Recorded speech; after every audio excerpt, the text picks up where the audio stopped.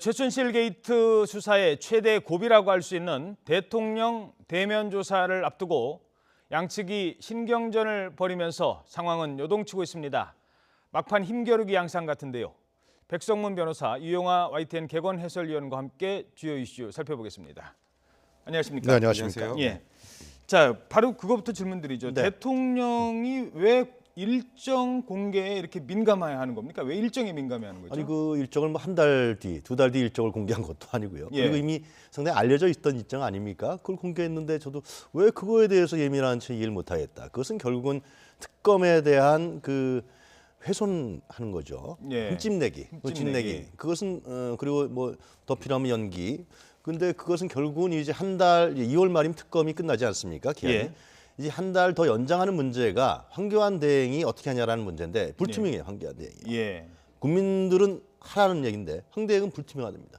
결국 박 대통령 입장에서 봤을 때는 한 달 연기를 막으려고 하는 여러 가지의 술수가 겹쳐 있지 않냐 그런 생각이 듭니다. 예. 그러니까 대통령 입장에서는 아니 내가 조사를 안 받겠다는 게 아니라 조사를 하기로 서로 약속을 했으면 일정 공개 안 하기로 했으면 안 하는 게 맞는 건 거지 신의 성실에 이른바 이제 어긋난다. 뭐 그런 입장인 것 같아요. 그러니까 청와대가 굉장히 지금 격앙돼 있다고 하는데 사실 누가 유출했는지도 불분명하잖아요. 지금 특검에서 공식적으로 브리핑했나요? 내일 박근혜 대통령 대면 조사합니다. 예. 그런 적 없거든요. 그러니까 지금 특검 입장에서도 이게 뭔가 조사를 연기하거나 주도권을 잡거나 특검을 흠집내기 위한 그런 수가 아니냐라고 지금 이제 특검도 약간 안 좋은 시각으로 바라보고 있는데 결국 이것도 좀 정치적 결집 효과를 노리는 게 아닌가라는 생각이 들어요. 지금까지 최순실 씨도 그렇고 정치훈 씨도 그렇고 박근혜 대통령 측 대리인들도 그렇고 이번 사건도 보면 결국 특검이 공정하지 못하고 여론에만 따라가고 있다라는 그런 이미지를 자꾸 씌우려는 것 같다는 생각이 좀 들고요. 그 탄핵 그 심판도 그렇고요. 네. 특검 조사도 그렇고 희한이라는 게 있잖아요. 그렇죠. 그러면 시간이 늦어지면 늦어질수록 조사하는 사람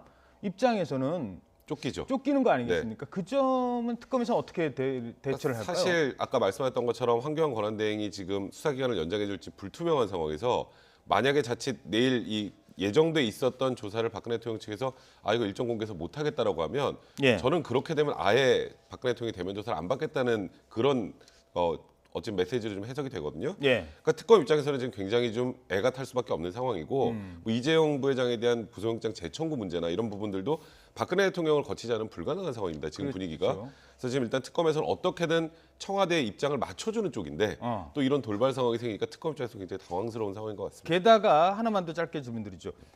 지금 압수수색도 아직 다 끝난 게 아니잖아요. 28일 뭐 남아 있다고 하니까 시간이 좀 남아 있다고 하니까 그건 어떻게 되는 걸까요? 그러니까 특검이 사실 압수수색 영장 유효 기간 통상 일주일인데 특검 수사 기간 1차 만료일까지 받았잖아요. 예. 그건 확실한 의지를 보여주고 있는 건데 사실 현실적으로 청와대에서 못 들어옵니다라고 하면 밀고 들어갈 방법은 없어요. 예. 그러니까 계속 압박을 하면서 황교안 권한대행에게 압수수색에 좀 응해달라, 뭐 아니면 거부할 사유를 알려달라고 하는데 황교안 권한대행은 여기서 굉장히 제3자적인 관점이죠. 그럼 경호실장하고 비서실장이 할 일이지 내가 할 일이 아니다라고 넘어가고 있단 말이에요. 그럼 현실적으로 지금 압수수색을 들어가는 방법은 어렵다면 이렇게 계속 황교안 권한대행에게 뭔가를 보내면서 압박을 하면 좀 실리적으로 이미 제출하더라도 실제 수사에 영향을 미칠 수 있는 것들을 받을 수 있지 않을까. 네. 이 부분은 사실 특검의 현실적인 한계라 봐야 될 것 같습니다. 그렇죠. 이제 바로 그거거든요. 실리를 찾는데 방점을 둔다는 거죠. 그러니까 조사 형식이야. 내 청와대까지 안에 들어가서 뭐 권위적으로 이거 내놔요 하고서는 통에다 들고 나오고 이런 모습보다는 차라리 주는 자료라도 제대로 된 자료를 받자는 거 아니겠습니까? 근데 주는 자료도 제대로 된 자료를 받을지 지금 확실치가 않은 예. 점이 특검의 아주 힘든 점이죠. 특검 입장에서 봤을 때는 하여튼 박 대통령에 대한 정점으로 가고 있는 것인데 박 대통령에 대한 부분들의 혐의 입증을 하지 못하면 특검은 존재 자체가 희박해지는 이런 상황입니다. 그렇기 때문에 대면 조사라든가 이런 걸 압수수색을 요구하는 것인데 결국은 형식적이라도 특검이 그 부분에서 응해서 하여튼 박 대통령에 대한 수사를 종결시키는 방향으로 갈 수밖에 없지 않느냐 그런 생각이 듭니다. 예, 알겠습니다. 자, 이번에는 헌법재판소 상황도 알아보도록 하겠습니다. 자, 어제 헌법재판소 재판관들이 대통령 대리인단이 요청한 증인 다 채택해 주진 않았고 8명을 채택했습니다. 자, 이렇게 되면 한 15차, 16차 변론까지 가게 되는 건가요? 시간이 좀 늘어질 수밖에 없는 거죠. 지금 일단 헌재에서는 22일까지 증인신문을 하는 걸로 결론 어느 정도 낸 상황인데요. 예. 22일 날까지만 증인신문을 한다면 이정미 재판관이 퇴임하기 전인 3월 13일 전에 결론이 날 수 있습니다. 예. 근데 이제 변수가 또 추가로 증인을 신청한다거나 아니면 박근혜 대통령이 직접 출석을 한다거나 근데 박근혜 대통령 출석은 지금 얘기를 하지 않겠죠. 한 증인 신문이 마무리될 때쯤 가서 일정을 조율하자라고 나오면 그때 헌재가 어떻게 할 것인가가 사실 지금 선고가 3월 13일 전에 그거예요, 이루어질지 사실은. 이후에 예. 이루어질지 결정인데 거기서 이제 박근혜 대통령이 진짜 출석하겠다라고 하는 상황이 오게 되면 그건 헌재 재판관들 입장에서도 굉장히 좀 고민을 많이 해야 될 상황이 되지 않을까 그런 생각이 좀 듭니다. 그게 이제 이른바 헌재 입장에서도 아니 증인 채택하라는 거 다 해줬고 뭐 8명 추가 증인까지 받아줬지 않소. 그리고 대통령 뭐 처음엔 안 나온다고 하지 않았소라고 하더라도 막판에 대통령 측에서 아 잠깐만요. 아 제가 그 대통령 입장도 한번 들어봐 주시죠. 대통령이 출석하겠습니다. 헌재 재판. 그래서 얘기하겠습니다 하면 그 얘기를 안 들어줄 수 없는 그러면 결국은 늦어질 수밖에 없는 이런 상황 아닌가요? 그래서 지금 이정미 재판관이라든가 헌재 측 입장에서 봤을 때 제가 생각했을 때 만약 3월 13일 이후 판결이 늦어진다 그러면은 나라의 극도의 혼란이 이루어질 수밖에 없고요. 헌재에 대한 불투명성이 더 가중되는 거 아니겠습니까? 예. 그래서 차라리 그러한 얘기를 좀 했으면 좋겠어요. 헌재에서 박 대통령 당신이 출석하려면 언제까지 출석해라. 예. 그 이후에 미리 못을 박아버리는 거죠. 그 이후에는 우리가 받아들일 수 없다. 그렇게 해서 변론 부분을 확실히 종결짓고 그 다음에 어떤 3월 13일 이전에 할 수 있는 이런 방안을 헌재에서 선제적으로 나가야지 지금 끌려다니는 느낌이 좀 들잖아요. 뭔가 예. 하여튼 그래서 불안한 측면을 자꾸 보이는 것 같아요. 예. 그 헌재가 결정을 내리려면 그 전에 뭐 평의를 하고 네. 판결을 하고 결정문 쓰고 네. 이제 말이 좀 어려우니까 회의하고 결정해서 이제 결정문 써야죠. 네. 문서로 남기는 거 아니에요? 근데 그 과정도 시간이 필요한 거 아닙니까? 그 과정이 통상 한 2주 정도가 걸리거든요. 그게 이제 노무현 대통령 때 네. 얘기죠. 네. 그 기준으로 봤을 때. 그러니까 보통 한 2주 정도면은 정리는 됩니다. 그거는. 예. 그거는 뭐 극단적으로 이제 헌재에서 이정미 재판관 퇴임 이전에 어떻게든 마치겠다고 하면 조금 더 땡길 수도 있죠. 예. 그거야 뭐 조금 더 이제 뭐 밤을 새든 어떤 방식으로든 좀 더 빨리 쓰는 방향으로 갈 수도 있는데 이제 박근혜 대통령 측에서 계속 헌재가 공정하지 않다는 취지로 또 지금 밀고 나오잖아요. 예. 우리가 뭐 불러주는 증인도 거의 안 불러주고 하다 보니까 이제 오늘 요번에 8명이나 이제 증인을 채택한 건 그중에 심지어 최순실 씨, 안종범 속 같은 경우는 이미 한번 나왔던 증인들이에요. 근데 또 부르는 것까지 받아줬습니다. 그러니까 우리 이 정도까지 공정하게 하고 있습니다라는 메시지를 보내는 건데 이제 여기서 박근혜 대통령이 나오는 거 아까 말씀하셨던 것처럼 저도 헌재에서 반드시 입장을 미리 표명해야 될 필요가 있다고 생각을 해요.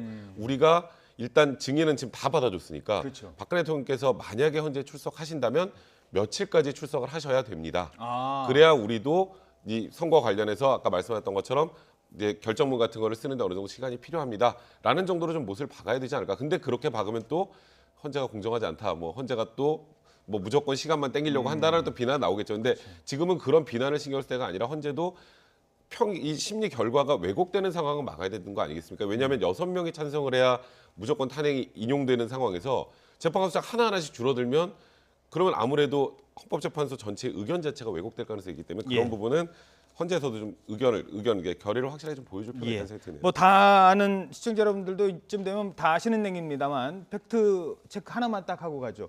이정미 재판관 임기를 지나버리면 7명 남죠? 네. 그러면은 7명 중에 2명만 이 탄핵에 반대하면은 부결되는 네, 끝입니다. 거죠. 네, 예, 그렇죠. 그것 때문에 지금 이정미 재판관도 그 안에 뭐 되든 안 되든. 그러니까 이제 예를 들어서 만약에 3월 13일 이후에 뭐 예를 들어서 선고가 되어야 될 상황이 되면 아마 헌법재판소 재판관들 충원 얘기가 또 나올 겁니다. 그렇죠. 이제 대법원도 그래서 이러지도 못하고 저러지도 못하고. 그래서 예를 들어서 충원이 된다고 가정을 한번 해보죠. 그럼 그 충원이 되는 분도 본인도 탄핵에 의견을 내야 되잖아요. 예. 그럼 어떻게 해야 되나요? 처음부터 기록 다 봐야 되죠. 다시 봐야 되는. 그럼 또 그것 때문에 또 한참 연기가 됩니다. 예. 그러니까 현실적으로 3월 13일 이후에 선고가 나게 되면 그 자체만 가지고도 나라가 극심한 혼란에 박 빠질 가능성이 대통령이 많습니다. 지난번에 기억하시겠으면 탄핵 소추하기 전에 정진석 이정현 대표가 청와대를 찾아갔을 때 예. 4월 퇴진이냐 탄핵이냐 했을 때 탄핵을 선택했습니다. 그것은 뭐냐면 탄핵을 통해서 불투명한 탄핵 과정과 이걸 통해서 자기 자신이 임기를 연장하고 또 반전할 수 있는 길을 찾겠다는 정치적 선택이었거든요. 이런 부분들이 저는 이번에 일련의 과정을 쫙 보면은 아주 세밀하게 구체적으로 기획되면서 연장과 이런 전술이 나오고 있다. 뭐 황교안 대행 문제 또 태극기 집회 문제 이런 그렇죠. 부분들이 복합적으로 나타나고 있다는 점을 야권이나 이쪽에서 정확히 좀 읽을 필요가 있다라는 생각이 듭니다. 그렇죠. 예. 그 이정미 재판관은 일단 그 법원 쪽 그 몫이라고 해야 될까요? 그 세 명 중에 법원 쪽 몫이라서 지금 대법원도 다음 재판관은 어떻게 해야 될지 고민 중이라는 얘기도 나오고 있습니다. 자, 이렇게 대통령 탄핵 사건 시간이 갈수록 갈등만 키우는 양상이 되고 있습니다. 찬성, 반대 찬성을 둘러싸고 정치권은 물론 국민들 사이에서도 내분이 점점 깊어지고 있죠. 이런 가운데 주호영 바른정당 원내대표가 승복하겠다고 약속하자 이렇게 촉구했습니다. 함께 들어보시죠. 헌법재판소의 결정이 탄핵 인용이든 탄핵 기각이든 그것은 우리 헌법 정신의 최종 확인이며 우리 모두는 그 결정에 당연히 승복하여야 합니다. 헌재의 판결 결과에 불복하는 것은 지난 70년간 우리가 어렵게 쌓아올린 헌정 질서를 한순간에 무너뜨리는 또 하나의 헌법 유린 행위입니다. 예. 결정되건 기각되건 후유증은 불가피하다면 어떻게 전망하십니까? 지금 일반적인 예상은 설마 재판관들이 국민의 여론이 이렇게 상당히 박근혜 대통령의 국정농단 문제에 대해서 의혹 관련해서 상당히 분노하고 비판하고 있는데 재판관들이 사실상 그 문제를 처리를 안 하겠느냐, 인용될 가능성이 크다라는 것이 일반적인 건 사실입니다. 예. 그러나 지금 제가 좀 아까 설명드린 바와 같이 지금 전통적인 우익 보수층을 중심으로 하는 그 속에서 이제 보수층의 아이콘이라고는 황교안 대행을 놓고 그다음에 태극기 집회를 놓고 하면서 촛불 집회와 태극기 집회를 갈라놓으면서 이것이 마치 촛불과 태극기를 양분을 통해서 국론을 분열시켜서 그다음에 태극기 집회의 어떤 그 전통적 보수층들을 끌어내서 박근혜 대통령의 예를 들면 정치적 세력화시키면서 예. 그 이후에 헌재 문제, 특검 문제 여러 가지 부분들을 박 대통령 측의 중심으로 이동시키려고 하는 이런 전략화에서 움직이고 있다라는 것이죠. 예, 그래서 그런가요? 지금 네. 뭐 문재인 대표라든가 또 뭐 이재명 시장이라든가 이런 야권에서 이런 얘기가 나옵니다. 야, 이러다가 자칫 잘못하면 탄핵 안 될 수도 있다. 그래서 촛불 우리가 더 들어야 되는 것 아니냐. 이른바 탄핵 위기론이 나오고 있거든요. 이건 어떤 그래서 물론 그래서 이제 뭐 예를 들면 뭐 이제 촛불 집회 광화문에 더 많이 나가야 된다 이런 의견도 있지만 제 생각에는 이것은 대선 이후의 과정 아니면 탄핵 인용 이후의 과정도 같이 봐야 된다. 문재인이나 이재명 시장이 그것은 뭐냐 하면은 나라가 자꾸만 분열되고 갈라지면은 그리고 그것은 예를 들면 지금 박근혜 대통령 측의 그 전략에 말려드는 결과가 된다는 것입니다. 예. 그래서 저는 문재인이나 이재명 지사 이런 시장 이런 사람들이 중도층을 좀 더 포섭하려고 하는 노력들. 그러니까 자꾸만 이쪽에 갇히려고 그러지 말고요. 중도층, 보수층들을 포섭하면서 국정을 안정화시키려고 하는 이런 행보, 확장, 또 권력을 나누려고 하는 어떤 제도적 개선 이런 부분들에 더 주안점을 둬야 그러나 그래야지만 뭐 문재인 이쪽이 야권이 의도하는 대권 전략에 한 발 더 다가갈 수 있다 그런 생각이 듭니다. 알겠습니다. 네, 이번에는 대권 주자들 얘기를 좀 해보도록 하겠습니다. 요즘 인재 영입이 한창인데요. 어제 안희정 충남지사가 이세돌 구단, 알파고와 싸웠던 이세돌 구단을 국민후원회장으로 영입해 관심을 모았죠. 자, 저희들이 지금 관심을 두는 부분은 이세돌 구단을 모은 바둑 얘기입니다. 역대 정치인들 중에 이 바둑 애호가도 상당하다고 하는데 정치인과 바둑 얘기 장민정 앵커가 먼저 정리해드리겠습니다. 우리 정치인 중에 바둑 좋아하는 사람이 꽤 있습니다. 바둑과 정치가 수싸움이라는 측면에서 닮았기 때문이겠죠. 바둑을 좋아했던 이승만과 전두환 전 대통령은 한국 기원으로부터 명예 단증을 받았고요. 김종필 전 총리는 아마 7단의 실력자입니다. 김 전 총리는 5.16 군사정변 당시 서울 남영동 일대 기원을 다니며 마음을 다스렸다는 일화도 전해지고요. 자신의 호를 따 운정배 바둑대회를 만들기도 했고 반상 외교로도 유명합니다. 물론 바둑을 안 좋아하는 대통령도 있습니다. 김영삼 전 대통령은 바둑 두느라 회의에 늦은 의원에게 크게 화를 냈다는 일화도 전해지고요. 김대중 전 대통령 역시 의원들이 시간을 많이 투자해야 하는 바둑을 소일거리 삼는 걸 탐탁지 않게 여겼다고 합니다. 이번 대선 주자들 가운데에서도 바둑 실력자들이 많습니다. 아마 4단의 문재인 전 더불어민주당 대표는 특별한 약속이 없으면 유명 기사들 기보를 탐독하며 시간을 보낸다고 하고요. 이세돌 구단을 국민후원회장으로 영입한 안희정 충남지사의 바둑 실력은 아마 1급 정도 됩니다. 관련 책을 50권이나 섭렵하며 바둑을 독학했다는 안철수 전 국민의당 대표는 얼마 전 일본판 알파고와 한판 대국을 펼치기도 했습니다. 새누리당 이인재 의원도 아마 6단이고요. 국회 기후회 회장인 원유철 의원은 아마 5단입니다. 지난해 총선에서 비례대표로 조훈현 구단을 영입한 것도 바둑광 원의원의 작품이라고 합니다. 바둑을 사랑하는 대선 주자들이 꽉 막힌 전국에 어떤 신의 한 수를 내놓을지도 지켜봐야겠습니다. 네, 정치 얘기할 때 뭐 포석, 그다음에 묘수, 예. 그다음에 뭐 초읽기 네. 이게 다 바둑에서 나온 얘기죠. 맞습니다. 예, 정치와 바둑 이게 인연이 깊어요. 실제로 그 의원회관에 이렇게 들러보면은 그 바둑을 두는 국회의원들 굉장히 많습니다. 예. 그것은 이제 정치라는 것이 항상 자기 혼자 하는 것이 아니라 상대편이 있는 거 아닙니까? 예. 바둑도 마찬가지로 상대편이 있죠. 상대편의 수를 읽어야 되고 그 수 속에서 어떻게 나가야 되고 행보를 어떻게 해야 되고 이런 부분들이 상당히 일치하기 때문에 물론 바둑이라는 건 전통적인 우리 동양의 게임이고 유희이지만은 예. 그런 측면에서 상당히 유사한 측면이 있기 때문에 이 정치인들이 바둑을 좋아하는 것이죠. 그래서 저는 이번에 그 이세돌 구단을 안희정 지사가 영입한 부분은 상당히 잘한 것이다. 무슨 남녀노소 연령 상관없이 뭐 이념과 상관없이 같이 할 수 있다는 측면을 보여주는 측면에서 좋은 수였다고 봅니다. 어떻게 보세요? 이세돌 구단 영입 안희정 지사. 저도 이게 사실 이세돌 구단은 과거에 보니까 문재인 대표하고 이렇게 바둑 두는 그 사진이 하나 있었던데 예. 그게 이제 문재인 대표 측에서도 이쪽에 영입을 좀 원했던 것 같은데 이게 안희정 지사 쪽으로 갔다라는 의미. 그런 쪽에서는 안희정 지사 입장에서 일단 여기서 1승을 했다라는 느낌도 좀 있는 것 같고요. 그리고 안희정 지사가 최근에 이제 보이는 횡보 자체가 중도 보수까지 포섭하는 그런 모양새를 많이 그렇죠. 보이고 있잖아요. 그러니까 정치색이 좀 옅은 이세돌 구단 같은 분이 일단 여기서 국민후원회장으로 들어오게 된다면 국민들 입장에서 보는 입장에서도 좀 정치색이 옅다라는 부분과 그냥 모든 국민들이 즐길 수 있는 그런 부분들과 함께 하겠구나라는 그런 느낌을 좀 줄 수 있으니까 예. 좀 개인적으로 굉장히 괜찮다는 생각이 듭니다. 알겠습니다. 자, 그 박지원 대표 얘기 잠깐 하고 넘어가도록 하죠. 박지원 대표가요 어제 발끈했다고 합니다. 그래픽 함께 보시죠. 네, 지금까지 대세론 구축하고 있는 문재인 전 민주당 대표가 뭐 그나마 바로 어제 손학규 의장 영입한 국민의당을 향해서 뭐 국민의당과 합치죠. 이런 얘기를 했다고 합니다. 뭐 제가 말을 쉽게 해서 죄송합니다만 그렇게 하니까 박지원 원내대표가 이렇게 얘기합니다. 꿈깨라고 하고 싶다라고 네. 했거든요. 요 해석 좀 해주세요. 이 얘기는 뭐 총선 때부터 계속해서 나왔던 민주당의 어떤 뭐 대표라든가 얘기죠. 그러니까 통합될 국민의당. 결국 이 얘기는 국민의당을 흡수하면서 국민의당을 사라지게 하겠다는 정치. 결국은 안철수 후보까지도 다 그 네. 얘기가 이제 그러니까 문재인 지금 독주론을 통해서 다 흡수하면서 통합하겠다. 그 얘기는 결국 이제 국민의당은 사라지겠다. 호남의 지지를 내가 가져오겠다. 이런 측면이기 때문에 국민의당 입장에서 봤을 때는 사생결단 저항할 수밖에 없는 문제입니다. 저는 차라리 문재인 전 대표가 이런 식의 발언보다도 권력을 나누겠다라든가 예. 권력이라는 건 나눠지면 문제가 안 생기거든요. 그런 식의 발언으로 국민의당을 같이 파트너로 인정하는 것이 중요하지 않을까 생각합니다. 예. 말이 정말 쉽습니다. 합칠게요 하니까 꿈깨라고 합니다. 근데 이렇게 말을 쉽게 하는 분이 있는가 하면 말을 참 어렵게 하는 분이 있습니다. 바로 황교안 대통령 권한대행인데요. 요즘 대통령 출마 여부에 대해서 계속 말을 하는데 그 해석을 하면 맥락이 조금씩 바뀐다고 합니다. 그 얘기, 그동안의 발언 내용 저희들이 정리했습니다. 함께 보시죠.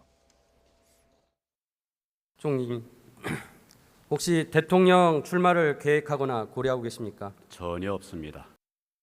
앞으로는 생각을 하실 생각이 있으신지 다시 한번 질문드리고 싶습니다. 지금은 그런 여러 생각을 할 상황이 아니고 대선 관련한 입장을 밝히실 계획은 있으신 건가요? 저희들 계속 총리님 입만 쳐다보고 있는데요. 적당한 때가 있을 겁니다. 자, 전혀 아니다. 지금은 아니다. 네. 적당한 때가 있을 겁니다. 네. 이 발언이 조금씩 다르거든요. 네. 자, 이제 이렇게 질문드리죠. 계속 숨기고 있습니다. 네. 본인의 마음을 숨기는 이유, 숨길 수밖에 없는 이유 무엇입니까? 저는 그렇다고 생각합니다. 황대행이 대통령 출마를 한다 그러면 사실상 당선 가능성은 높지가 않은 게 사실입니다. 왜냐하면은 중도 확장성이라든가 외연 확장성이 상당히 한계가 너무 뚜렷하거든요. 박근혜 정부의 총리였다, 뭐 게이트 문제 여러 가지 뭐 법무부 장관 때 정윤회 사건이 있었다라든가 이러한 약점들이 많기 때문에 쉽지 않은데 그럼 왜 거론되느냐? 그것은 현재 보수층들의 아이콘으로서 중심세로서 아무도 없거든요. 그래서 새누리당이라든가 전통적 보수층이 자꾸만 충동질을 하는 거예요. 그래야만 이게 유지가 되니까. 그래서 황대행이 나온다는 것은 무엇이냐? 그것은 예를 들면 새누리당의 전통 우익 보수세력을 유지한다. 두 번째로는 황대행 개인적으로 봤을 때는 이후에 예. 차착이라든가 아니면 새누리당의 아하. 보수적인 정치인을 자기가 쓰겠다. 이런 측면에서 나온다고 하는 것인데 그런 개인적 결단이 굉장히 필요한 문제라고 생각하겠죠. 예. 자, 이 출마 선언을 한다면 그 다음에 네. 이게 뭐 법적으로라도 그 대통령도 없고 대통령 권한대행도 없는 나라가 될 수는 없는 거고 네. 어떻게 돼야 되는 거예요? 이제 대통령 권한대행의 권한대행이 생기는 거죠. 네. 그러니까 유일호 경제부총리가 이제 그 지금 황교안 그 총리 권한대행 역할을 수행해야 되는데 일단 뭐 만약에 탄핵이 인용된다고 가정을 하면 황교안 지금 총리 권한대행은 탄핵 여부가 결정되기 전에는 절대 얘기 안 할 거예요. 지금 예를 들어서 저 대선 출마하겠습니다 그러면 그럼 박근혜 대통령 탄핵 인용되라는 소리야? 이렇게 들리거든요. 그렇죠. 지금 박근혜 대통령 지금은 입장에서는. 절대 말 못해요. 그러니까 예. 황교안 총리 권한대행 못하고 탄핵이 만약에 인용이 된다. 그럼 그때 이제 입장을 밝히게 되면 60일 이내에 대선을 치러야 되죠. 그럼 대선 날짜가 결정이 되면 그 전 30일 이전에 이제 총리직을 그렇죠. 사퇴해야 그만. 되니까 예. 이제 좀 묘한 상황이 될 수 있어요. 그러니까 심판으로 뛰다가 갑자기 선수로 들어와야 되는 예. 그럼 또 공정성의 문제도 생길 거고 여러 가지 문제점이 있기 때문에 고민이 많으실 것 같습니다. 예. 자, 뭐 그런데 계속 황교안 권한대행은 그래도 지지율이 오른다면 이런 생각은 좀 해볼 것도 같습니다. 여기까지 오늘 진행하도록 하겠습니다. 백성문 변호사, 유용화 YTN 개건 해설위원이었습니다. 고맙습니다.